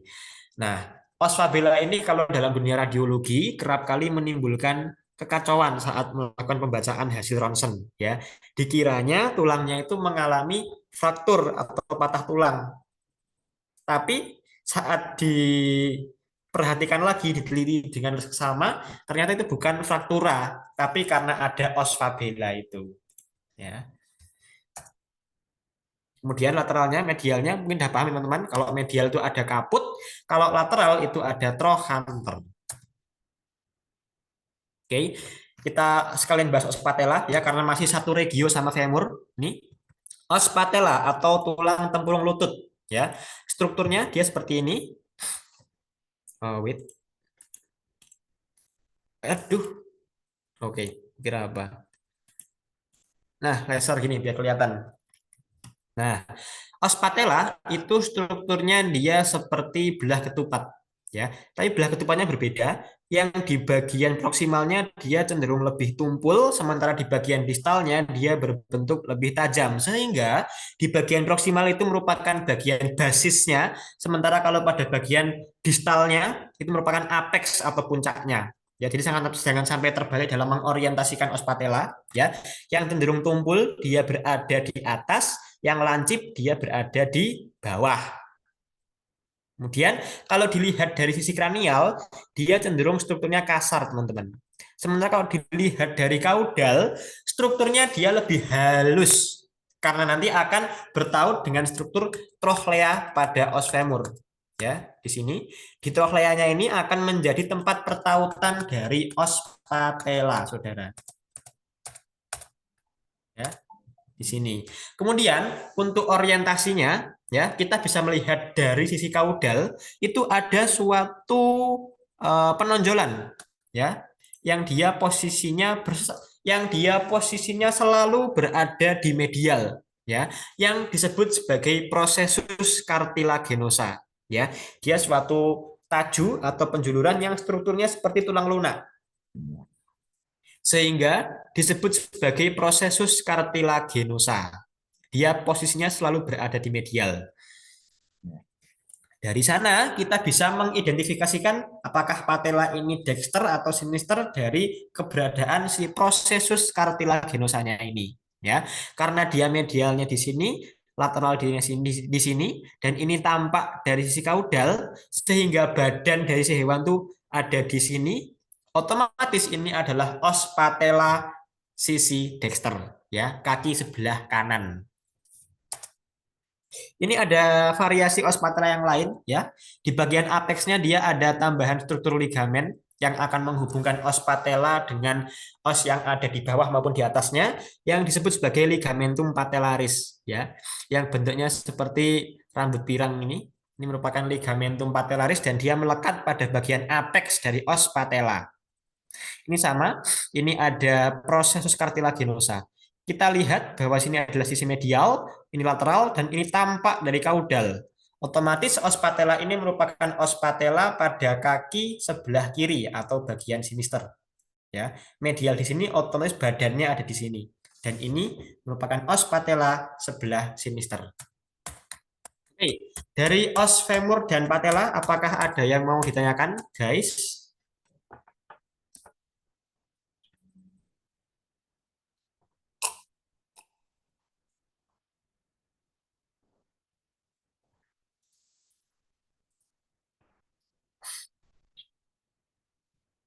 Apakah bisa dipahami?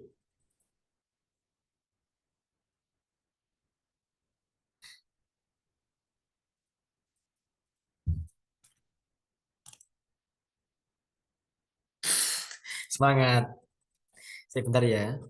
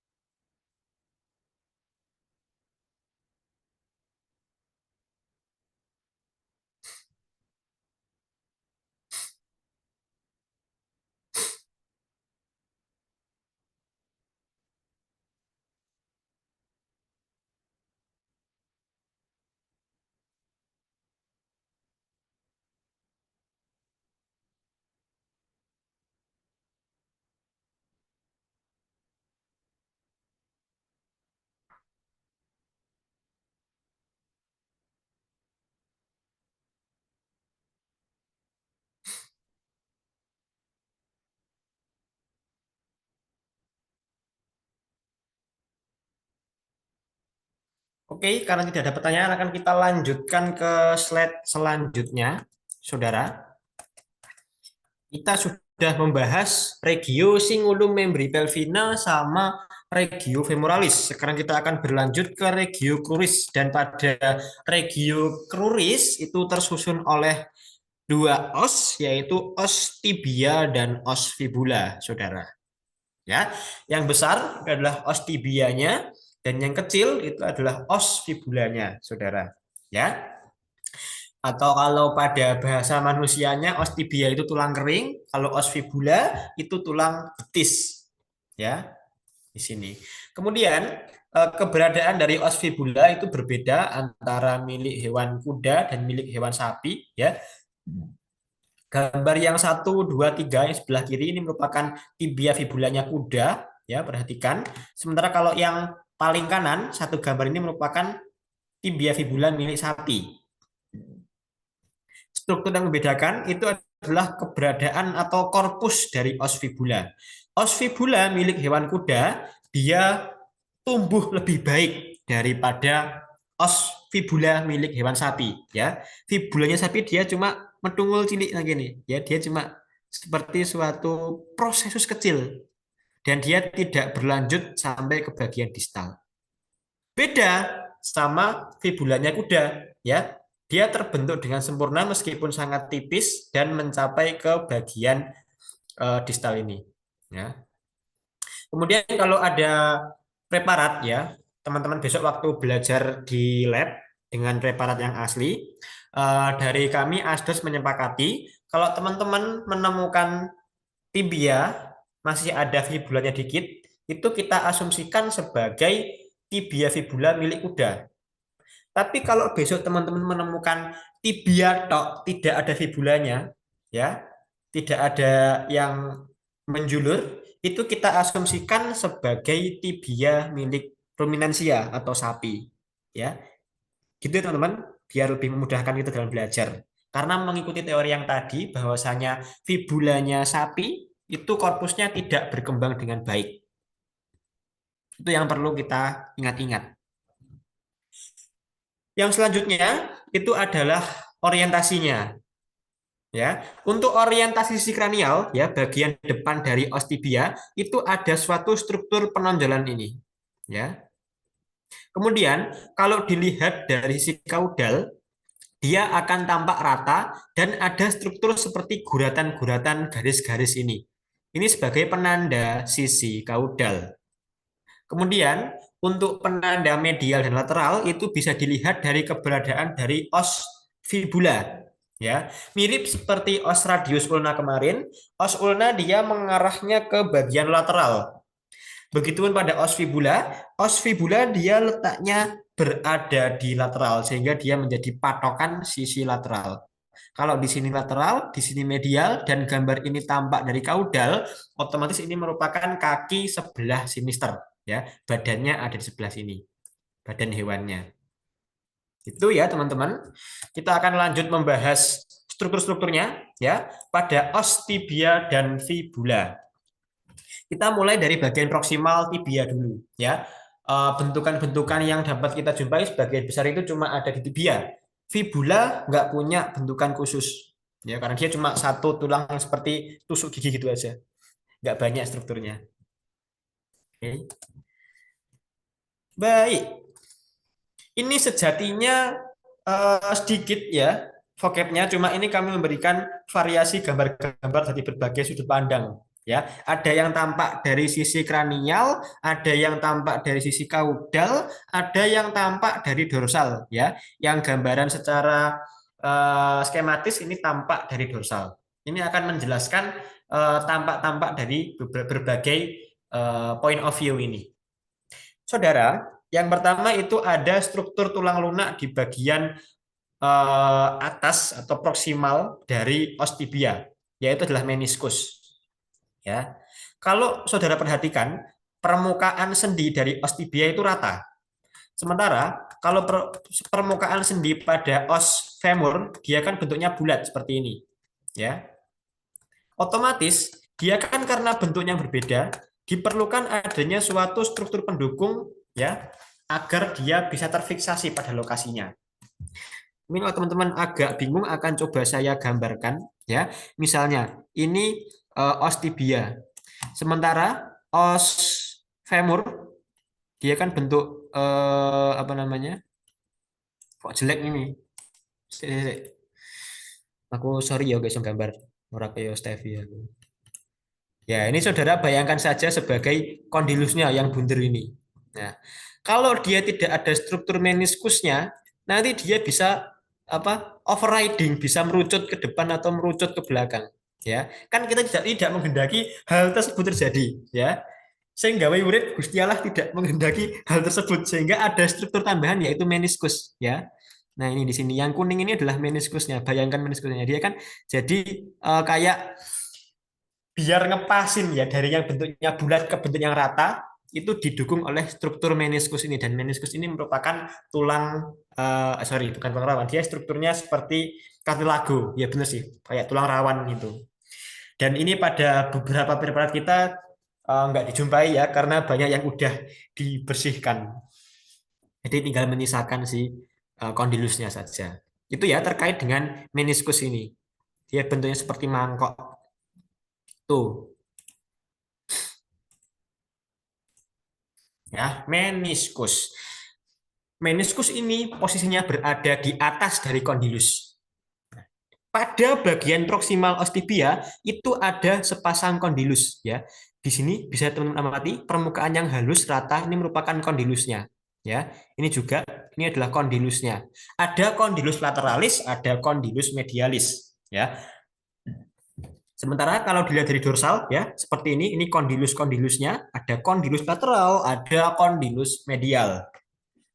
Nah, kondilus-kondilus ini posisinya dia cenderung berada di kaudal, Saudara, ya. Perhatikan gambar skematis ini, ya. Kranialnya kan ke sana. Otomatis yang kaudal kan sebelah sini. Di bagian kaudal ada kondilus-kondilus. Sementara di bagian kranial yang diwarnai kuning ini disebut sebagai tuberositas tibialis. Ya, tuberositas tibialis akan menjadi penanda sisi kranial atau yang tadi di gambar sebelumnya saya tunjukkan sebagai penonjolan, itulah yang disebut sebagai tuberositas tibialis. Ya, dia selalu berada di kranial. Gambar ini juga ya, kranialnya di sini karena ada keberadaan dari tuberositas tibialis. Tuh, untuk patokan orientasinya dulu. Nah, kemudian di antara kondilus medialis dan kondilus lateralis itu ada suatu area yang meninggi juga ya di bagian tengah. Nah, ini nomor 68 di sini. Kalau tampak dari dorsal, kira-kira posisinya ada di sini. Ya ini kayak peta gitu ibaratnya. Dilihat dari atas, itu kayak seperti ini ya. Inilah yang disebut sebagai spina tibialis. Singkatnya, spina tibialis. Kalau mau pakai nama panjangnya, biar mungkin ketok keren, ketok pinter, ya, itu boleh pakai ini. Eminensia intercondyloidea. Panjang ya. Eminensia intercondyloidea. Itu adalah peninggian yang ada di bagian tengah antara kondilus lateralis dan kondilus medialis. Tapi saya pribadi lebih prefer untuk menyebutnya sebagai spina tibialis ya, atau duri yang ada pada os tibia. Ini kalau dilihat dari kaudal kayak gini wujudnya ya. Ini adalah spina tibialisnya, Saudara. Tuh. Oke, tadi kita udah nyinggung terkait tuberositas tibialis dan dia merupakan penanda sisi kranial, saudara. Ya, pada tuberositas tibialis kita bisa menemukan struktur seperti alur, ya, alur yang cenderung berada di sisi medial di sini. Kalau pada gambar skematisnya, ini kan pada tuberositas tibialis ada yang bentukannya cekung ini merupakan alurnya yang disebut sebagai sulcus tuberositas tibialis ya. Namanya 3 kata tapi dia cuma cukup nambahi sulcus di depan saja. Akhirannya sama kayak struktur keseluruhan ini ya. Sulcus tuberositas tibialis tampak dari kranial. Kalau dari kaudal nggak kelihatan. Tuh.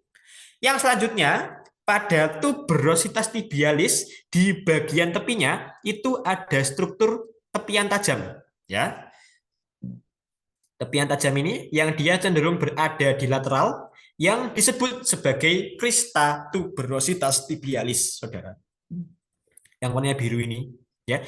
Ini adalah crista tuberositas tibialis. Tuh.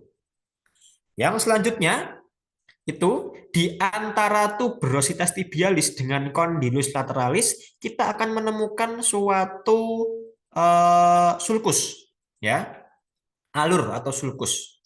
Kalau pada gambar ini kelihatan ya, ini ada alurnya. Kalau gambar yang ini kan kayak ada alurnya di antara tuberositas tibialis sama kondilus lateralis, ada suatu alur yang disebut sebagai sulcus extensoria ya, sulcus extensoria. Gambar yang ini juga, ini ada kayak lekuan, ini adalah sulcus extensoria.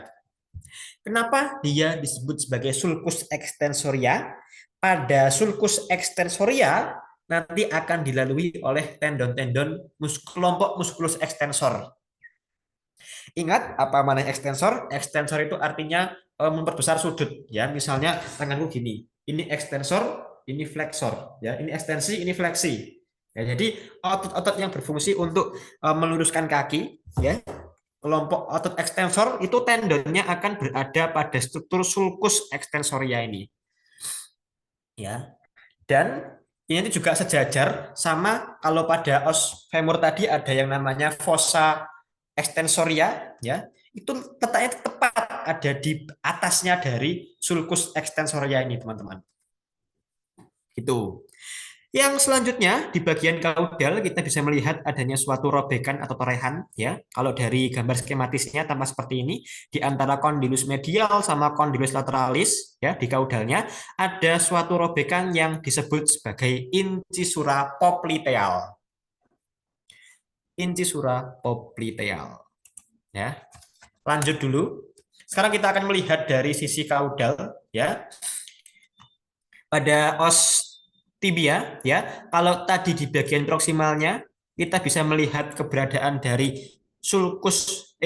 inci surapopliteal ya, di antara kondilus lateral dan kondilus medialis ada inci surapopliteal. Dia akan berlanjut menjadi struktur guratan-guratan ini teman-teman, yang disebut sebagai linea popliteal ya, garis-garis yaitu linea popliteal, dan dia cuma bisa terlihat dari sisi kaudal ya. Mungkin kalau pada gambar dia nggak begitu nampak, tapi kalau teman-teman raba itu ada struktur yang bergelombang, itu merupakan linea poplitealnya. Oke. Inti surapopliteal, linea popliteal. Kemudian di antara os tibia dan os fibula itu akan menimbulkan suatu ruang atau space atau jarak yang disebut sebagai spatium interosseum cruris ya. Mirip pada radius ulna kemarin ya, tapi kalau di sana namanya SIA atau spatium interosseum antebracii. Kalau di kaudal itu SIC, spatium interosseum cruris ya. Cruris ini menunjukkan area regionya, yaitu regio cruris. Kemudian di bagian distal kita bisa melihat adanya struktur mata kaki ya. Ada yang bagian menonjol ke lateral, ada yang ke medial, yaitu malleolus. Malleolus lateralis dan malleolus medialis. Ya, ini konsepnya mirip seperti pada os radius kemarin ya, mata tangan, ada malleolus lateralis, ada malleolus medialis. Itu. Kemudian kalau dilihat dari sisi ventral ya, ini os tibia ini saudara balik lihat ke bawahnya, injeng sore itu nanti akan tampak seperti ini ya. Ini permukaan sendi yang nanti akan bertaut dengan osa tarsal ya. Di sini ada dua alur ya yang panjang sepasang, disebut sebagai sulcus articularis ya. Sulcus articularis. Kemudian di antara sulcus articularis akan dipisahkan oleh suatu tepian, yaitu rigi intermedius. Ya, sepanjang ini adalah rigi intermedius. Di tengah-tengah rigi intermedius, teman-teman akan melihat adanya legoan lagi, ya, yang disebut sebagai fossa synovialis. Mungkin ini perlu dicatat oleh teman-teman, ya. Pada fossa synovialis itu nanti akan menjadi tempat suatu struktur yang disebut sebagai bursa synovialis. Ya. Bursa synovialis ini mempunyai fungsi untuk memproduksi cairan pelumas sendi. Ya, dia seperti kelenjar gitu sifatnya, yang memproduksi cairan-cairan sendi biar nanti sendinya itu bisa bergerak dengan mulus dan lancar. Jadi kayak oli gitu sistemnya. Oke, untuk os tibia fibula, apakah ada yang mau ditanyakan?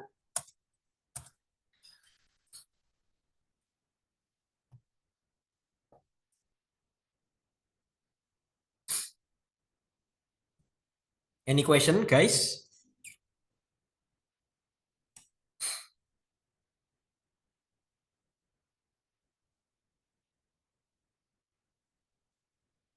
Apakah boleh kita lanjutkan ke slide berikutnya kalau nggak ada pertanyaan?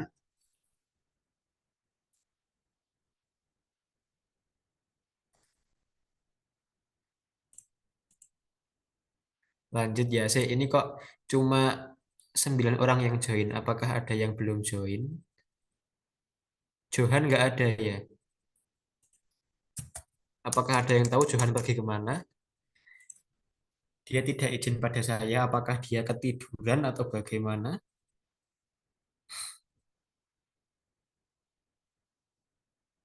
Minta tolong ditanyain ya guys. Johan Musa. Johan Centang satu. Waduh. Ya wis, mungkin kuotanya habis. Kita doakan semoga dia baik-baik saja. Oke, kita kalau tidak ada pertanyaan akan lanjut ke regio yang terakhir, yaitu regio pedis atau yang akan menyusun bagian-bagian bawah setelah tibia fibula. Yang pertama itu adalah osa tarsal, ya. Jangan sampai keliru dengan osa karpal. Oh, centang dua. Ya, semoga segera menjawab. Ya. Oh, kalau kemarin kita bahas di kaki depan itu ada os karpal ya, CARPAL. Kalau di kaki belakang atau kaudal itu ganti nama yaitu tarsal ya, TARSAL, tarsal, karpal dan tarsal. Mungkin kalau ada teman-teman yang nggak mendengarkan benar-benar salah nulis nanti ya, karpal dan tarsal. Ini sering terjadi.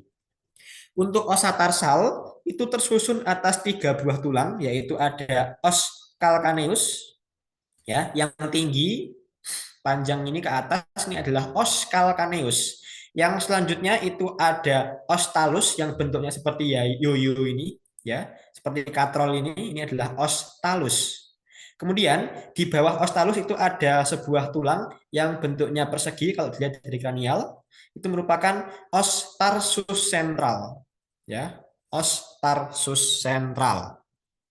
Kemudian struktur-struktur selanjutnya ya, dia tidak banyak. Kalau pada os calcaneus bagian proksimalnya akan membentuk suatu apa namanya penonjolan yang disebut sebagai tuber kalkis ya.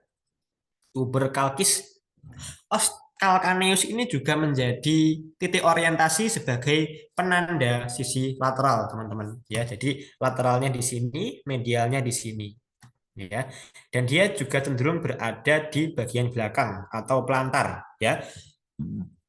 Ingat, kalau sudah masuk ke regiopedis, kita tidak lagi menggunakan istilah kranial kaudal, tapi diganti dorsal dan plantar ya.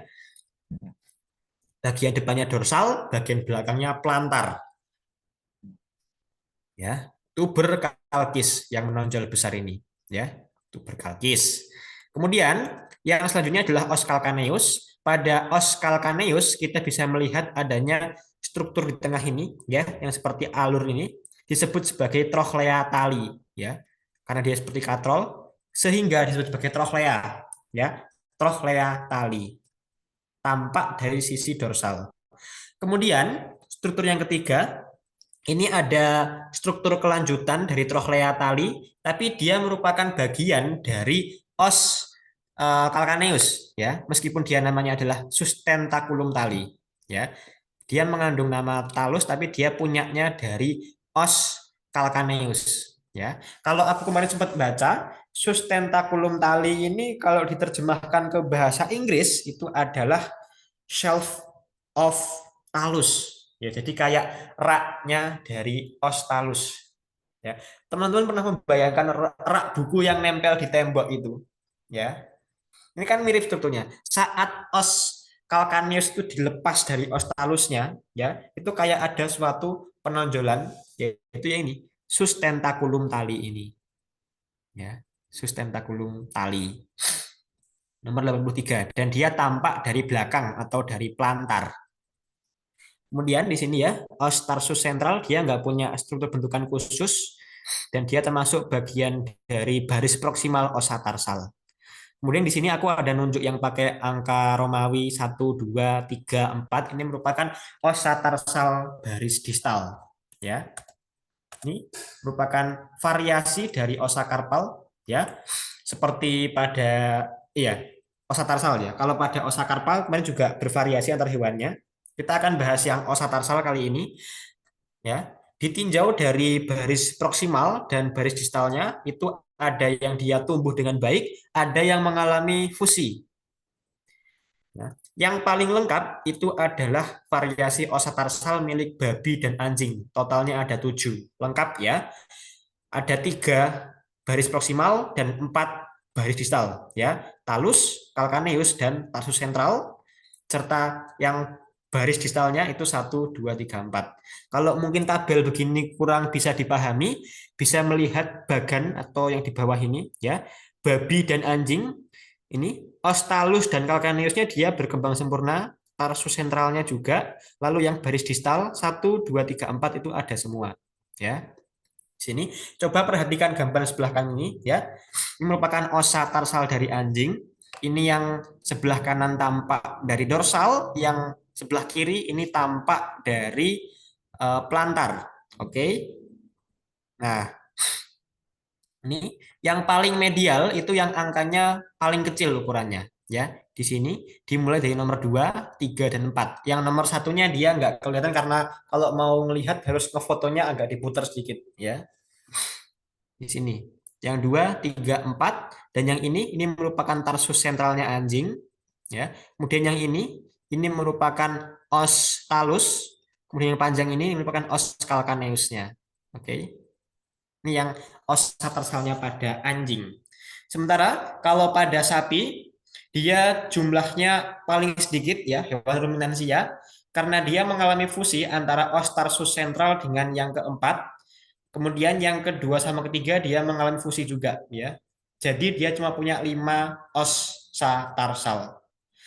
Kalau pada kuda dia punya 6 buah osa tarsal ya. Yang mengalami fusi hanyalah osa tarsal distal yang nomor 1 dan 2 ya. 1, 2-nya fusi, 3, 4 tarsus sentral, talus dan calcaneus. Aku tadi ada contoh gambar di slide sebelumnya ya. Bisa diperhatikan ini merupakan osa tarsal milik hewan kuda. Ya, ini yang baris distal nomor 1, 2 dia mengalami fusi. Ini yang baris 3, ini baris 4, tarsus sentral, ini talus dan os calcaneus. Oke. Begitu kira-kira untuk yang osa tarsal. Oke, mungkin apakah ada yang mau ditanyakan terkait tarsal ini sebelum kita lanjut ke metatarsal?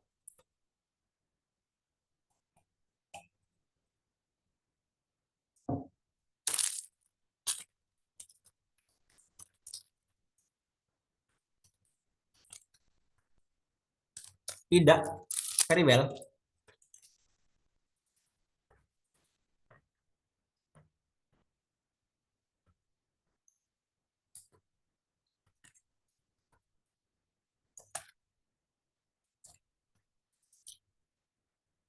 Yang selanjutnya adalah os metatarsal, saudara. Ya, metatarsal ini merupakan os yang di bawah dari tarsal dan merupakan kelanjutan dari os tarsal. Ya, di sini ada metatarsal milik sapi, ada metatarsal milik kuda, dan sama-sama tampak dari depan atau dari dorsal, saudara. Ya, kalau pada metatarsal kuda dia hanya satu yang berkembang, sementara kalau pada sapi itu ada 2 yang berkembang. Ya. Untuk konsepnya dia mirip sama metakarpal kemarin ya. Kalau pada kuda yang berkembang itu metatarsal yang ketiga, kalau pada sapi yang berkembang baik itu adalah 3 dan 4 ya. Sementara kalau yang rudimenter itu bisa dilihat dari belakang atau dari sisi plantar. Pada kuda itu yang mengalami reduksi adalah metatarsal 2 dan 4. Kalau pada sapi yang mengalami reduksi adalah metatarsal 2 dan 5. Tuh. Kemudian untuk membedakan antara metatarsal dan metakarpal itu agak-agak tricky ya teman-teman. Kalau misalnya kita tidak menemukan struktur dari os tarsalnya, itu bisa kita amati dari strukturnya. Yang metakarpal itu strukturnya cenderung pipih, ya seperti ini bagian palmarnya, kaum belakangnya. Kalau metatarsal dia cenderung lebih bulat seperti pipa, ya sehingga diameter dari depan ke belakang itu lebih besar daripada yang metakarpal. Itu yang salah satu indikator untuk menentukan apakah itu metatarsal atau metakarpal ya. Dilihat dari bulat tidaknya ini. Kemudian kita akan lanjut membahas struktur-strukturnya ya. Ini ada metatarsal sapi dan kuda, ada yang tampak dari depan, ada yang tampak dari belakang ya, dorsal dan plantar. Kemudian kalau pada ruminansia atau sapi di bagian dorsalnya kita bisa menemukan adanya suatu alur yang panjang ya yang disebut sebagai sulcus longitudinal. Ya, mirip sama metakarpal, ada sulcus longitudinal juga. Kemudian di pertengahan dari sulcus longitudinal kita bisa menemukan adanya suatu lubang yang akan menjadi tempat masuknya pembuluh darah yaitu foramen nutrisia. Ya, foramen nutrisia. Kemudian sulcus longitudinal pada hewan ruminansia dia akan berlanjut akan membentuk suatu sulcus yang posisinya berada di antara kondilus-kondilus ini. Ya, sulcus ini disebut sebagai sulcus intercondylaris. Ya. Dan ini hanya dimiliki oleh hewan ruminansia ya. Mulai dari sulcus longitudinal sampai ke sulcus intercondylaris tidak dijumpai pada metatarsalnya kuda. Kemudian di bagian distalnya kita bisa melihat adanya struktur seperti persendian ya yang disebut sebagai kondilus metatarsal ya. Kemudian di pertengahan dari kondilusnya kita bisa melihat adanya tepian tajam yang disebut sebagai crista sagittalis. Oke, gampang ya kalau pada metatarsal crista sagittalis. Kemudian di sisi pelantar milik metatarsalnya hewan ruminansia kita juga bisa menjumpai foramen nutrisia. Ya, tuh. Di sini di bagian pelantar kita bisa melihat os metatarsal yang mengalami reduksi yaitu 2 dan 4 kalau pada kuda, kalau pada sapi itu 2 dan 5. Kalau pada anjing ya yang perlu diingat eh, mungkin kalau pada beberapa teman-teman yang belum pernah memelihara anjing atau mungkin belum pernah menyentuh anjing itu mungkin belum begitu paham perbedaan antara kaki depan anjing sama kaki belakang. Mungkin di sini ada dog lover yang ingin menjelaskan bedanya kaki depan sama kaki belakang anjing secara umum saja.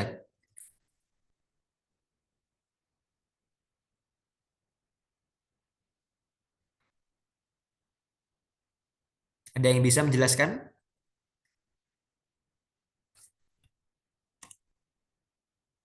Ya,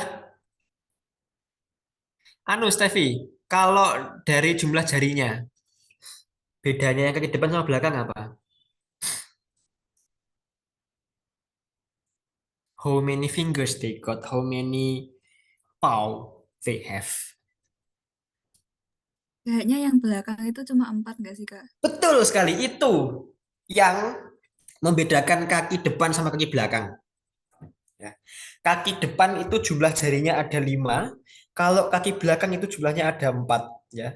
Saya teringat terus sampai sekarang karena saya dulu pernah berbuat kesalahan ya, karena saya orang yang belum pernah menyentuh anjing juga ya. Eh, minim berinteraksi dengan anjing, saya nggak tahu kalau bahwasanya kaki belakang anjing itu jumlah jarinya cuma sekawan, 4 saja. Ini yang membedakan kaki depan sama kaki belakang. Dengan demikian konsekuensinya, ya, di sini bisa kita lihat ini merupakan gambar kaki belakang dari anjing, ya. Jumlah jarinya pun ada 4, ya. Di sini dari yang paling medial itu merupakan angka yang paling kecil sehingga ini adalah metatarsal nomor 2, nomor 3, nomor 4 dan nomor 5, ya. Metatarsal yang pertama dia mengalami rudimenter. Ya, betul. Di kucing pun begitu. Ya, ya betul. Yang kaki depan, jari yang nomor 1 yang jempolnya itu dia agak ke apa? Agak mundur sedikit gitu ya. Posisinya nggak Agak sejajar kecil sama 4 nggak jari yang sih? lain. Gimana? Agak kecil. Ya, agak kecil juga. Itu kita sebut sebagai dew claw. Ya, ini mungkin teman-teman belum diajarkan, tapi aku kasih spill sedikit. Kita nyebutnya sebagai dew claw. Mungkin ada yang udah tahu juga. Ya, jari yang kecil ya yang jempolnya anjing itu namanya adalah duplo tuh pun pada kucing ya atau mungkin kayaknya semua karnivora seperti itu deh baik dari kanide maupun felidae tuh metatarsal. Oke mungkin karena metatarsal dan digiti ini sedikit akan kita gabung saja ya kalau yang osa digiti ini kurang lebih pun sama ya dengan yang ada di kaki depan tidak banyak perbedaannya. Cuma kalau secara teori di buku yang membedakan antara digiti kaki depan sama kaki belakang pada kuda itu diukur dari kemiringan sudutnya. Ya, kalau yang kaki depan itu kalau nggak salah kemiringannya besar apa kecil ya? Aku lupa. Pokoknya salah satu itu 50 derajat, yang salah satu itu 60 derajat. Ya. Jadi kalau digambarkan seperti ini. Ini misalnya coklat ini permukaan tanah. Lantas sini kakinya ya. kaki depan. Sementara kalau kaki belakang, dia kemiringan sudutnya lebih besar. Nah, di sini. Kalau nggak salah ya, yang kaki depan tuh 50 derajat, apa piro, sing mburi ku swidak. Tapi ini kan sudut tumpul. Oh, mungkin yang diukur belakangnya ini mungkin ya. Saya lupa. Nanti bisa teman-teman baca sendiri ya di buku. Itu yang membedakan secara teori saja mana yang kaki depan, mana yang kaki belakang. Tapi kalau kita di praktikum tidak akan ditanyakan untuk masalah-masalah teknis seperti yang itu tadi. Ya, aku cuma ngasih sedikit insight ke teman-teman. Oke, balik ke sini ya. Ini ada ossa digiti yang sebelah kiri ini merupakan milik kuda ya, di mana kuda itu merupakan golongan hewan Perissodactyla atau hewan berkuku ganjil. Kalau yang sebelah kanan ini meskipun cuma bukan gambar yang asli ya, animasi, ini merupakan ossa digiti milik hewan ruminansia atau sapi, dan sapi itu termasuk golongan hewan Artiodactyla atau hewan yang berkuku belah ya, berkuku genap. Konsekuensinya adalah pada jumlah jarinya yang berbeda. Kalau pada kuda, dia cuma punya satu jari, ya. Di sini ada os kompedale atau palang proksimal, ada os coronale atau palang medial, dan ada os ungulare atau palang distal. Kemudian di antara os metatarsal dengan os kompedale itu diganjal oleh suatu tulang yang bentuknya bulat-bulat. Kemarin ada yang bikin story katanya dia strukturnya kayak bawang putih ya, yang disebut sebagai os sesamoidea proximal ya. Ini os metatarsal, ini os kompedal, di bagian plantarnya itu ada os sesamoidea proximal. Kemudian di antara os coronale dan os ungulare di bagian plantar atau belakangnya itu ada satu os sesamoidea, yaitu os sesamoidea distal ya. Begitupun pada kuda dia sama ya, os sesamoidea distal, os sesamoidea proximal. Untuk sesamoidea distal nama lainnya adalah os naviculare ya, os naviculare. Kemudian pada os ungulare pada kondisi hewannya hidup itu akan terbungkus, akan terlindungi oleh suatu struktur yang keras yaitu kuku ya, yang merupakan lapisan zat-zat keratin yang kita sebut sebagai korium ya. Ini korium tuh. Nah, ini kalau yang pada anjing ya, dia ada struktur tambahan yaitu os sesamoidea dorsal ya, yang dia tentu saja letaknya berada di dorsal atau bagian depan di antara os metatarsal dengan os kompedal ya. Di sini. Ini metatarsalnya, ini kompedalnya. Kemudian di bagian plantar kita juga bisa menjumpai keberadaan dari os sesamoidea proximal dan juga os sesamoidea distal ya. Mana ini? Nggak kelihatan distalnya. Ketutupan ya di antara os coronale dengan os ungulare. Itu teman-teman. Dan ini sama juga dia kuku-kukunya disebut sebagai korium. Dan aku mungkin mengulang teori minggu lalu ya terkait dengan jumlah dari os sesamoidea. Untuk yang os sesamoidea proximal itu jumlahnya 2 kali jumlah jarinya. Kalau pada kuda dia jumlahnya 2 karena jarinya cuma 1. Kalau pada sapi sesamoidea proximalnya tinggal dikalikan 2 kali 2 berarti 4 untuk setiap kakinya. Kemudian kalau pada anjing, di kaki belakang jumlah jarinya ada 4, berarti jumlah os sesamoidea proximalnya itu ada 8. 1, 2, 3, 4, 5, 6, 7, 8. Tuh.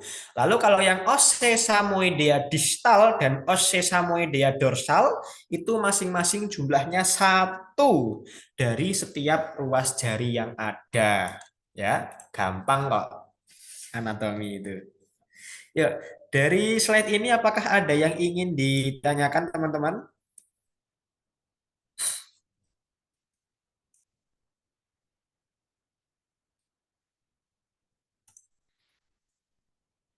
Any question? Apakah ada yang perlu diulang atau ada yang dibingungkan?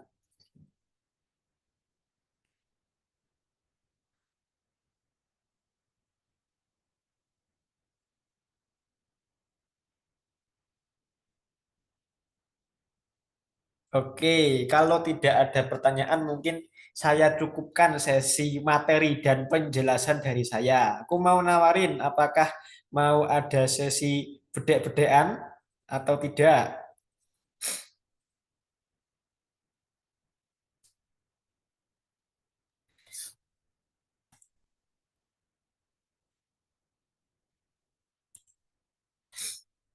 Oh ini Johan udah join. Lapar Kak. Wis, Faros sih kan ingin luwe terus. Kamu nggak beli makan tadi waktu maghrib. Nggak sempet Kak, tadi pulang ngeband. Walah, yuk paham. Kamu orang sibuk. Semangat semangat. Anu yo, kantin asrama wis tutup ya jam segini. Kadang jam 5 aja udah tutup. Setengah Oh, 5 sih. mm, mm, mm, mm. Lapar Kak, cie cie. Apaan nih cie cie? Join toh, join step. Yo, ini kolaborasi bakat yang sempurna dua anak ini. Ush. Stevia pinter banget main piano Kak. Real, Oh, sepuh. nah ya. Story ini apa latihan PSUA terus. Oh, jos. Mosok. Oke, aku kembali ke pertanyaan tadi. Apakah mau ada sesi apa latihan atau dicukupkan saja? Kalau Faros lapar, silahkan meninggalkan Zoom. Bentar Pak, Kak. Yang lain dulu. Ya apa Rek?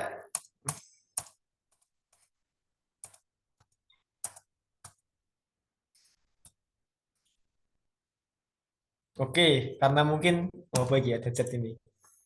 Ngikut, oh, apa itu? Tidak menerima jawaban ngikut harus berdiri pada pihak yang jelas antara yes or no. Sing liyane ndi yo yang jawab cuma oh Vina, Jesse, Steffi, Faros. Infokan Alexa, Farhan, Johan, Safa, Rendra. Apakah kalian tidur? Cek sound, cek sound. Waduh, waduh terus. Johan, kamu kemana tadi kok telat joinnya? Masya Allah. Pulang Kak Oh, di alah. kereta. Ya wis, ya Maaf wis. Kak. Nggak apa-apa. Nanti kalau mau ngikutin materinya bisa lihat recordane sopo Jesse ya. Ya wis, karena Siap. ada yang lapar, ada yang pulang, ada yang mau sholat, mungkin nah ini malah ono sing ngewibu iki. Ada yang nonton anime, ada yang besok mau cosplay. Ya, saya maklumi kalau saudara ingin istirahat. Mungkin apa tanya jawabnya besok waktu pinjam tulang saja ya. Ya Kak. Oke, terima kasih. Saya mungkin cukupkan sesi tutor pada malam hari ini. Maaf kalau cerita saya agak mengantukkan. Saya berterima kasih dan semoga ilmu yang saya sampaikan hari ini bermanfaat di kemudian hari. Saya mohon maaf yang sebesar-besarnya kalau ada salah tutur kata